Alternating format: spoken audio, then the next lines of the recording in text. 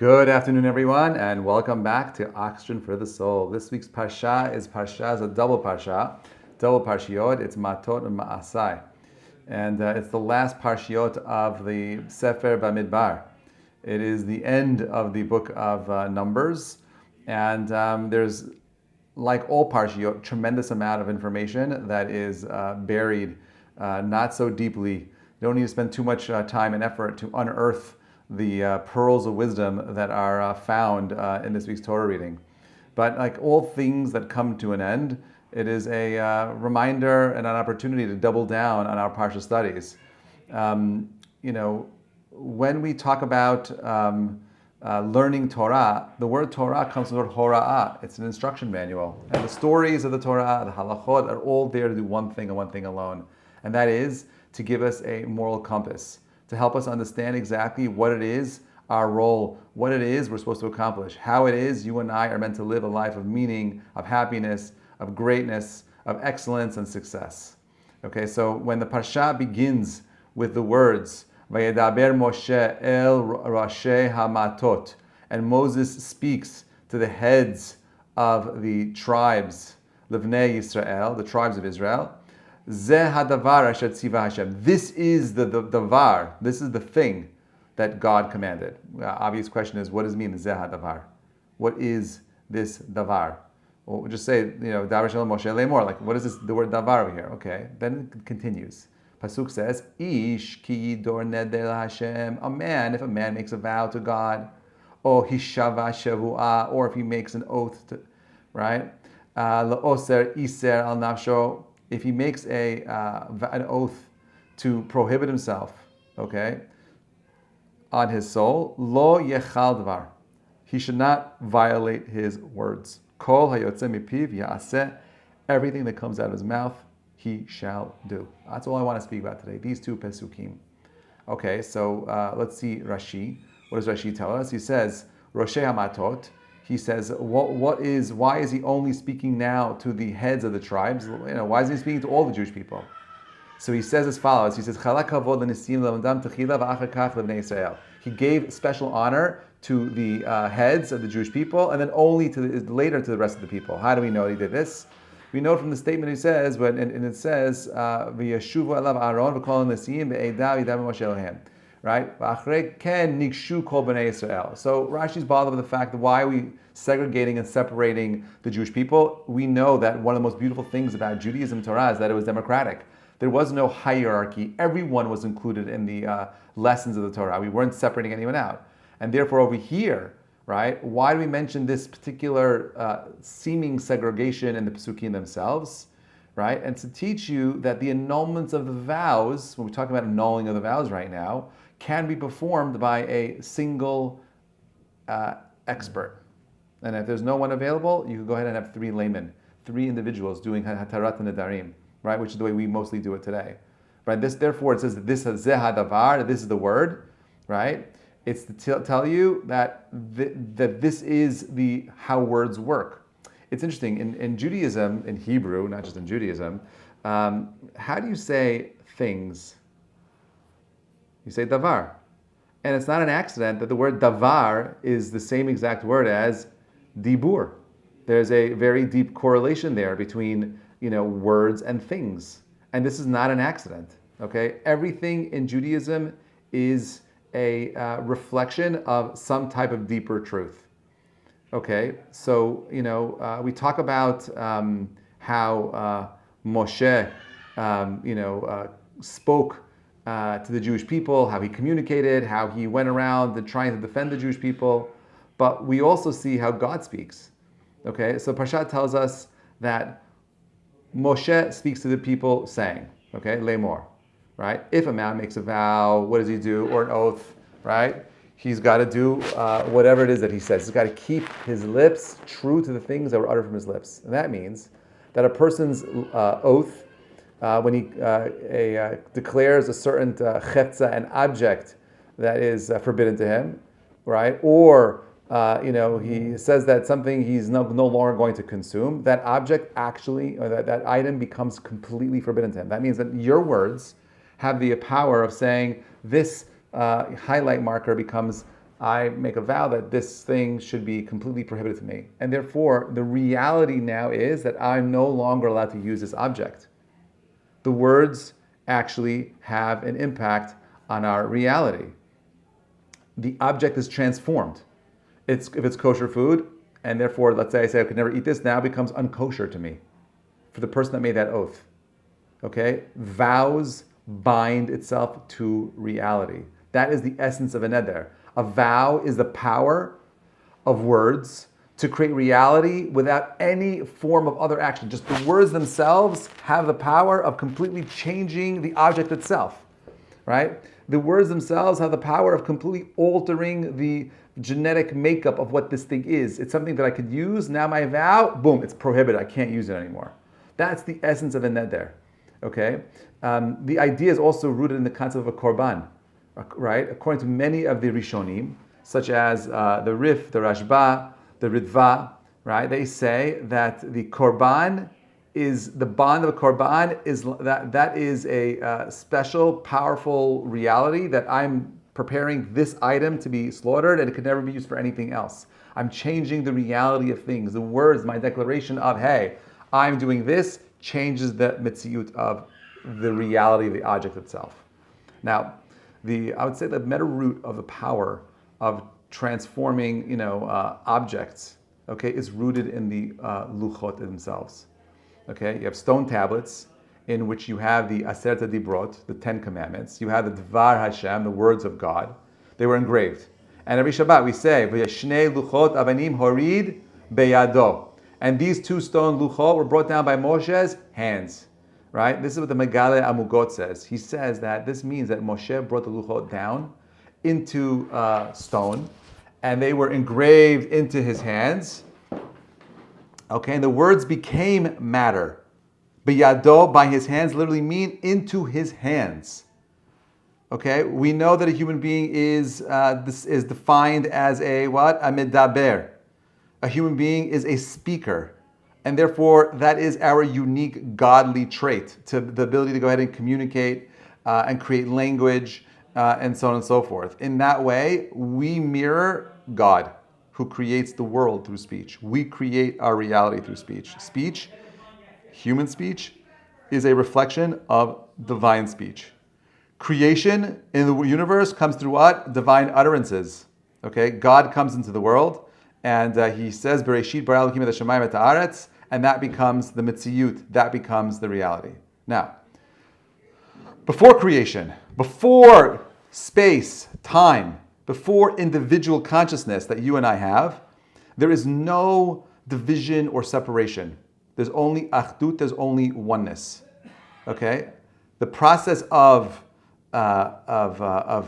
spiritual radiance, the movement of the infinite oneness into the physical vibrations of reality and energy that we have in the world right now, that eventually turned into solid matter. Okay, all of that is an expression of words. Every moment, every place, every living being is an expression of spiritual light and energetic vibrations that come from the same type of vibrations that are uttered out of my mouth right now. And we have a process for this, very clear process in Kabbalah, where they talk about Atzilut, Bri'ah, Yetzirah, and Asiyah. These 4 concepts which completely define the world that you and I are in. So let's break that down. What is that? Atzilut, the first step, is the differentiation with oneness, separating ourselves from infiniteness into something more. Bri'ah, that's spiritual radiance. That's the light or sound that creates the world that you and I are able to touch, feel, and experience. Yetzirah is the energetic and physical vibrations. Asiyah is taking all of that energy and congealing it into matter, making it something that is actually tangible. There is no words for things, like we said earlier, right? All objects are called devarim, right? By the way, what's next week's parsha called? What's next week's sefer called? Devarim. Not an accident that the end of Parshat Bamidbar goes into devarim. Not just things, not just objects, but all things. Things are a externalized manifestation of all the lights and vibrations and sounds that come from God. Man, you and I, we're just a reflection of the Creator above. That's all we are. God's speech defines and creates reality. Human speech qualifies reality. Okay? Human speech qualifies reality. It's through our language, our thoughts, that's how we create the world. That's how we experience reality. Things are, for us, what we call them. Our speech contextualizes the experiences, and context is everything. Think about what's happening in the world today. Should we go ahead and mourn the loss of a known terrorist, or should we celebrate it? Right? Depending on which side of the aisle you're on, that will determine, how you react emotionally.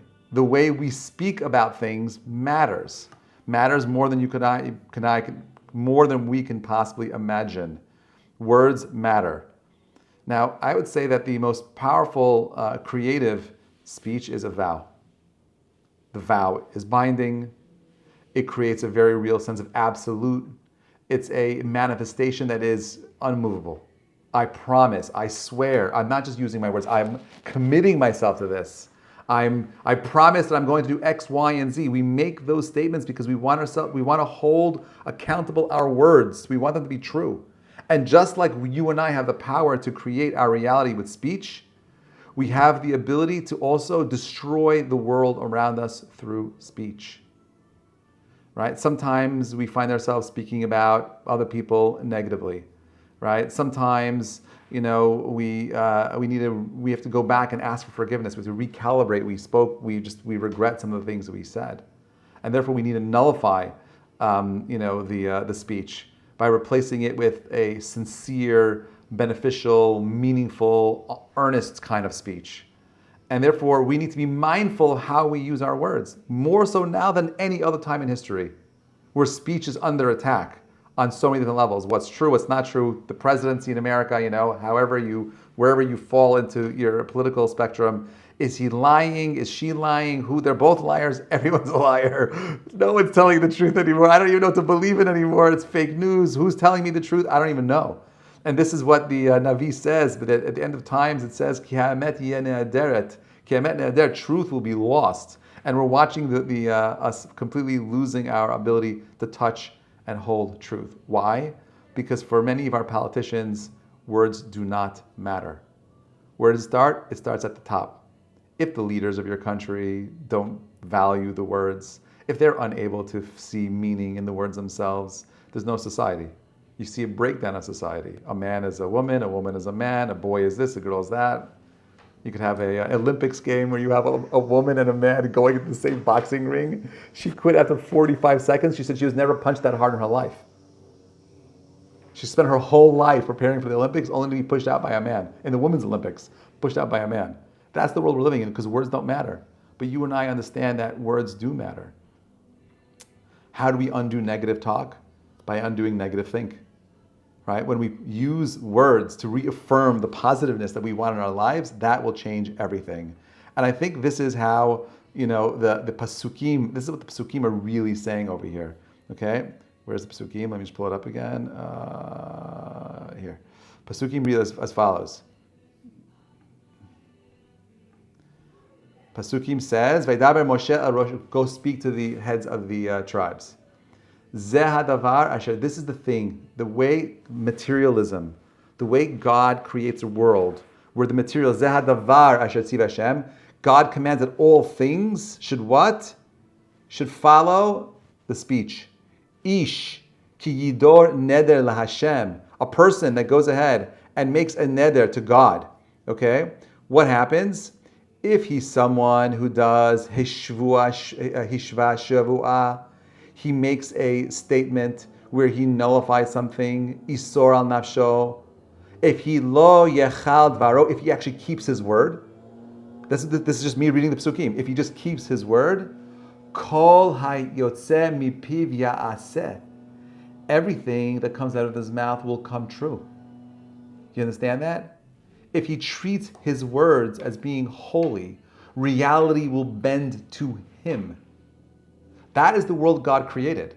A world where if you and I keep our words true, If you and I keep our words holy, if you and I are people that are working and thinking very deeply about how we speak about our world around us will bend to us. That is the world that God created, the most beautiful world that God created for us. And yet we live in a world where there's so much tension because the leaders around us don't really care about words. And we know that people are lying. Political governments lying. We have our own government where we have big or corporations that are literally lying to us, telling us falsehoods, blocking us from truths, defending the people that are liars. We're unable to call out people that are immoral. It's a problem. It's a huge problem. And therefore, you and I have to make sure that we're not caught up in it. If we're not defenders of the word, we will be lost to the word. If we don't double down and say, no, speech is important. Why do you say it like that? Question what you're hearing. Not yourselves, even everybody, me including, everybody. We need to be questioning what we hear from the world around us so that we can sensitize our mind to recognize and be so careful about what we hear and how we internalize things. That's what this parsha is about. Matot ma'asai. Matot, about building up your camp. Ma'asai, the journey of life into the world. Devarim, it's all connected, my friends. This parsha is the beginning of us understanding what it's going to be like to own a country. You cannot come and start a society where words don't mean anything. In 1967, when the Arabs were attacking us, there was miscommunication. They were all lying to each other. Jordan, Egypt, Lebanon. They're like, oh, go, go, go. Each front was dying. They were lying. They were completely living in a fictitious reality, and not much has changed. You can't build a society based on lies and hate. It's always going to fall apart. We've learned that throughout the centuries. But if you and I are unable to double down on our truths, on the things that matter most, how we speak, how we use words, how we watch our children use words, we're lost. But God's reminding you in this week's parsha, when you go ahead and you say, "V'lo yachal dvarav," if you're the kind of person that does not make his speech profane, kol hayotze mipiv ya'aseh, anything that you speak will come true. This is why we go to spiritual people for berachot. This is why we go to people that are really super careful about lashon hara to get their blessing. But you don't need to go to them to get the blessing. Why? Because you're the kind of person that doubles down on proper speech. You know what ends up happening? Your words will come true. Your words will have meaning. Your words will matter. Kol hayotze mipiv ya'aseh. God creates a world where what? Asher tzivzeh hadavar. This is the thing. That words, dibur, God commands that dibur and davar are interconnected. I'll end with there was a man in Mattisdorf, a man many years ago, who I heard of. He lived, and he was a Holocaust survivor. He spent 30 years being super careful about every single word that came out of his mouth. And anyone knows that anything this man said became reality. That's the world God created. If you and I are godly, if you and I are emanations of the divine, if you and I are spiritual beings, reflections of godliness in this world, then know that when we live in a world of speech that has value and meaning, we can alter it to express the most beautiful things that this world has to offer. May we be blessed with the understanding that every word is precious, that we double down on trying to find truth in speech, and most importantly, when we say something, we should commit to it, because when we commit to our words, God will commit to your words as well. Wishing you an amazing Shabbat. Bezrat Hashem, we'll pick up next week. Shabbat Shalom, everybody. Thank you for listening.